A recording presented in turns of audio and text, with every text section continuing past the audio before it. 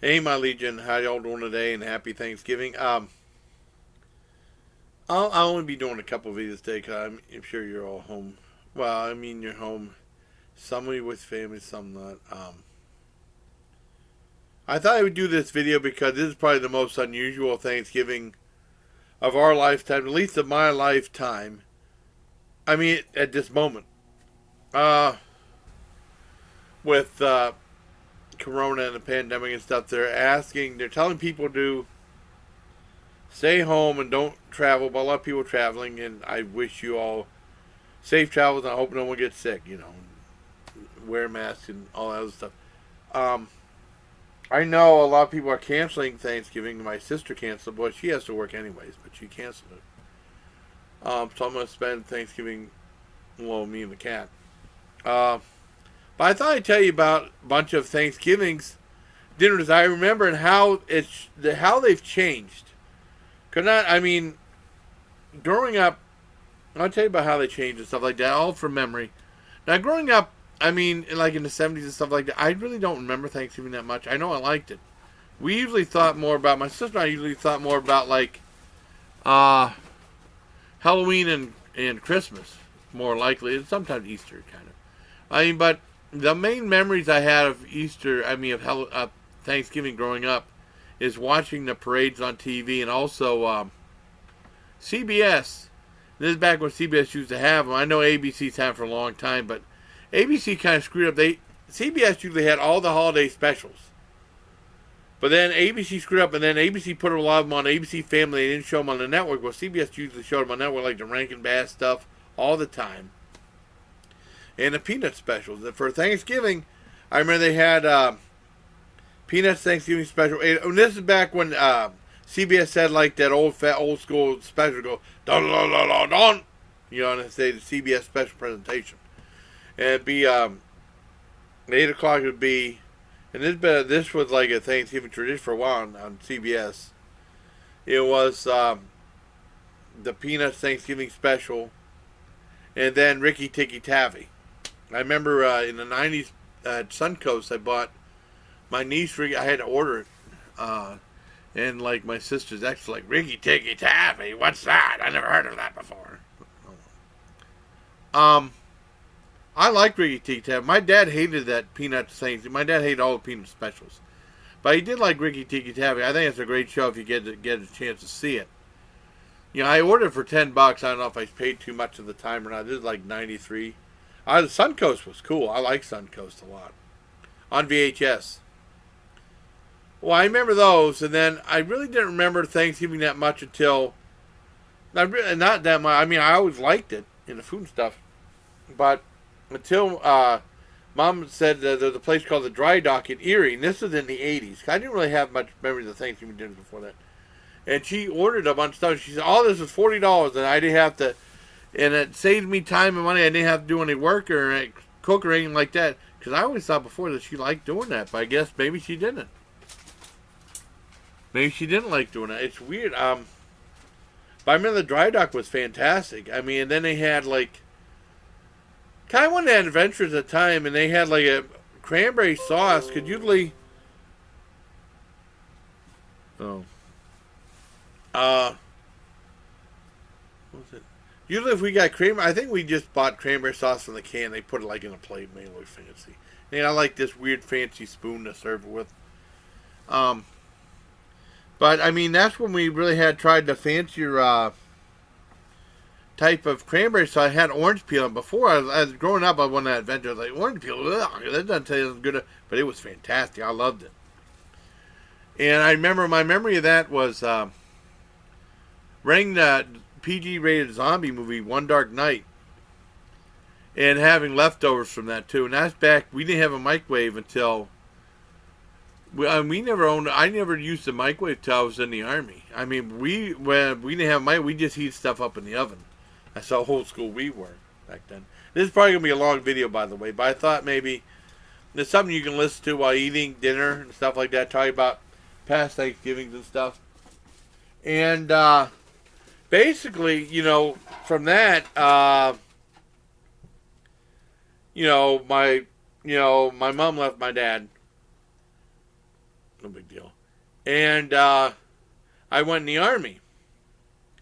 And when I went in the Army, this was like 2 days before Thanksgiving. In my 4 years in the Army, I always had Thanksgiving away from the family, my family.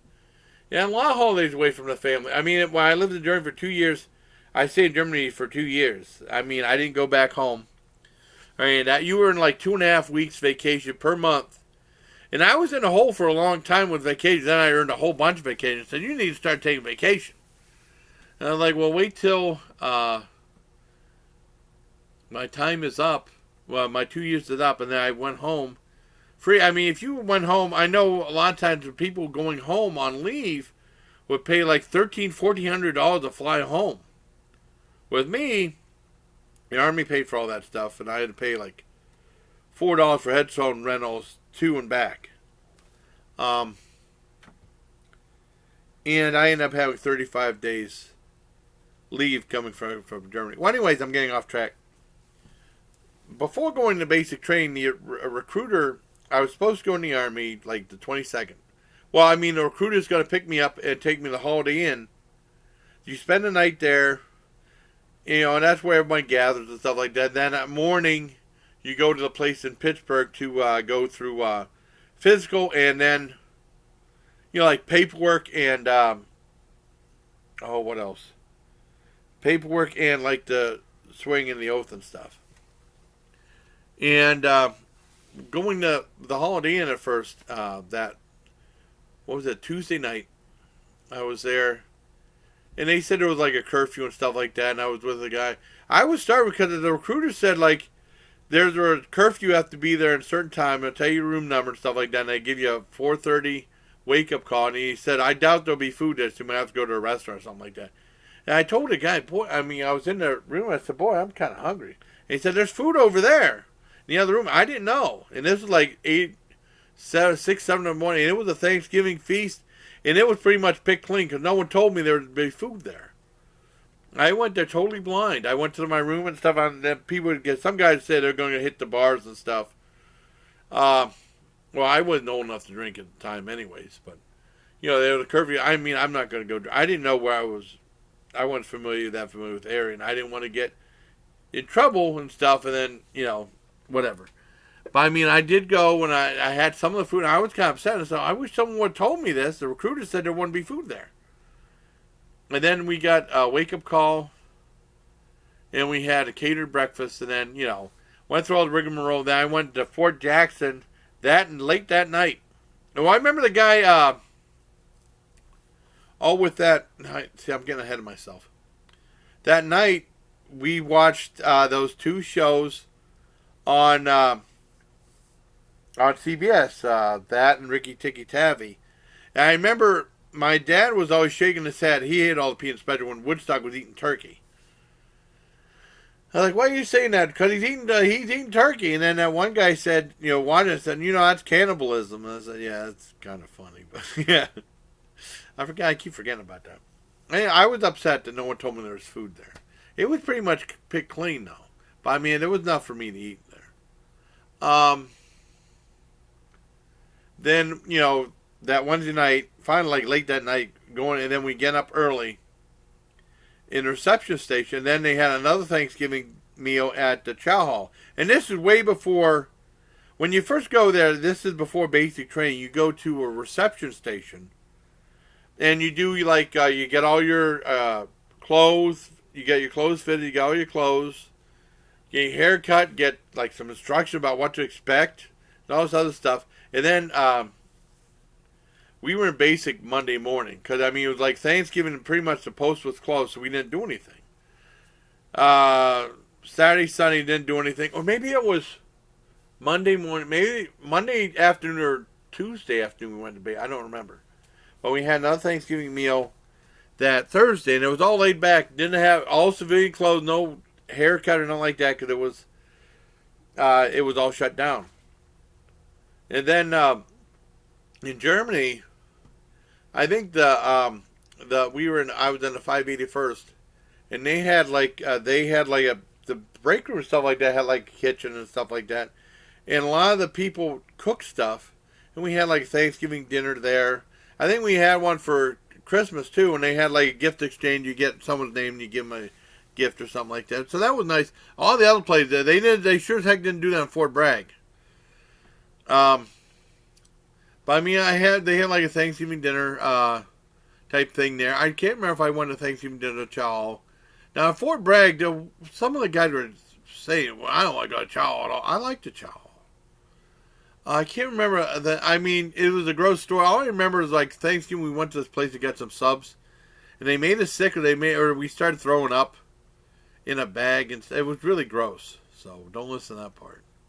I mean, it's like I can't remember what happened. We all got sick, and the guy had a paper bag, like plastic bag, like blah, and he threw it, get it out, blah, blah. I mean, I don't know. Or we were drinking. I think we were drinking real bad, and then having the subs, and just bad combination. I know it's a gross story. That's what happened in Fort Bragg. I don't know if we went to the Thanksgiving of chow or not. I probably did. I don't remember. I liked the chow though, but this one guy was against it. He's like, I want to go out to eat. And so he wanted. I mean, he was always complaining about going to chow. Chow was fine, especially with breakfast and stuff. It's right down, real close by. I should have went to the MP chow more often because there was a better chow, but I always went the other one. Anyways. Going back home, I remember my mom married second time, and he passed away, and my stepdad, he passed away in 2004, 2005. Sometimes she would have dinner. She would cook dinner. We have Thanksgiving there. He liked his food raw. So a lot of times she didn't cook the food long enough, so it's like, I didn't eat that much there. I didn't want to get sick. And like the ham, it was horrible. And my dad didn't feel welcome. I mean, well, they invited my dad and stuff like that. He said, I don't want to go. And my dad ended up going to, we had a restaurant down in the corner. And going down there and they had a free Thanksgiving meal. Yeah, he did it a few times. Trying to think some other things that happened. Because some of this gets muddled. But I mean, and then that happened. Then we might have had Thanksgiving with my sisters or something like that. Yeah, I remember my sister. I mean, one thing my dad used to do for a while. We used to all go out to eat at a place. We used to go to Old Country Buffet on Thanksgiving night, and it was packed. It was packed. And my dad invited my mom and stepdad and stuff like that. He actually got along with my stepdad, just my mom. But they got along, I guess. I don't know. And he would pay it came about $100 for everybody to eat that Old Country Buffet. And it was pretty good. It was just weird, though, because there's no leftovers. You know. And then my sister started doing something like my mom did, would get Bob Evans. Would have a Thanksgiving feast. And she would just get the the turkey stuff with all the and then I think that for a little more they had turkey ham and then macaroni and cheese, but she got the regular stuff. She didn't get the ham and macaroni and cheese for like an extra $10 or whatever. I remember my dad was over there yelling and screaming. My sister said, she ruined Thanksgiving. You know, that's the way my dad was. And then for a long time, my sister would just get Bob Evans, and sometimes we'd get, I'd get some food to go. And usually I would make my own stuff. Oh, man. Sorry. That's Thanksgiving fart. Sorry. And also, see, I'm getting ahead of myself. And then that leads up to today, to the pandemic and stuff. My sister ordered from another place. For the life of me, I can't remember what it was. She wanted to try someplace different.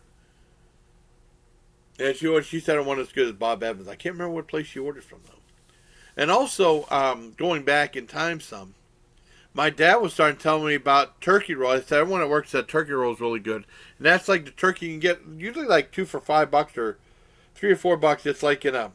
It's like processed turkey in a little small tin can with a thing on it, and you cook it in the oven for like an hour or so.